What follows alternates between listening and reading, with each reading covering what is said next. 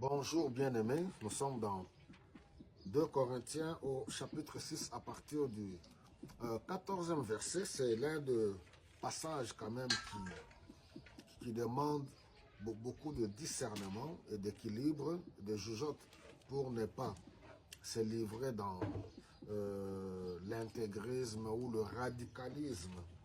Je pense que Dieu aime tout le peuple, mais il faudra avoir le discernement. On peut être avec les personnes qui ne partagent pas la même foi que la nôtre. La preuve en est, on habite dans des quartiers où on travaille avec les gens qui ne partagent pas la même foi que la nôtre.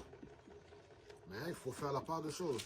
Est-ce qu'il faut les éviter? Non, il faut être avec eux. Mais la seule chose est que il faut demeurer ferme dans sa foi, confesser sa foi, pratiquer sa foi en côtoyant d'autres peuples, d'autres cultures et d'autres religions. Sinon, ce passage est de temps à autre mal interprété. À partir du verset 14, il dit « N'allez pas vous placer sous le même joug que les incroyants, d'une manière absurde.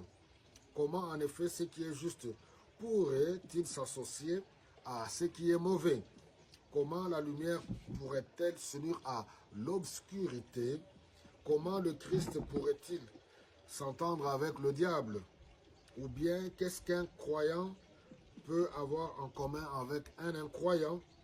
Quel accord peut-il y avoir entre le temple de Dieu et des idoles païennes? Car nous sommes, nous, les temples du Dieu vivant, comme Dieu l'a dit. Je demeurerai et je marcherai avec eux.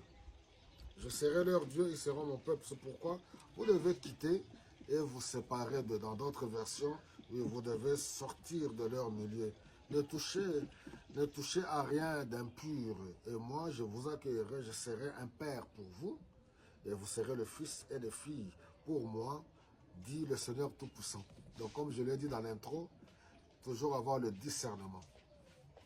Il ne s'agit pas de ne plus vouloir vivre avec nos prochains, nos semblables, nous tous qui avons été créés à l'image et à la ressemblance de Dieu. Nous sommes dans une époque, cette société moderne, qui est en train de prôner, oui, la diversité de foi, de croyances et ainsi de suite. Mais il faut toujours faire la part des choses. Faire la part des choses, je peux être avec eux, vivre ma foi, mais ne pas les imiter, ne pas faire comme eux. Tout ce que je sais qui ne glorifie pas le Seigneur ne doit pas avoir honte de le dire que non, ça, par rapport à ma foi, par rapport à ma relation avec le Seigneur, je ne peux pas le faire. Donc, nous sommes remplis du Saint-Esprit. Que le Seigneur vous bénisse depuis Kinshasa, ma ville natale.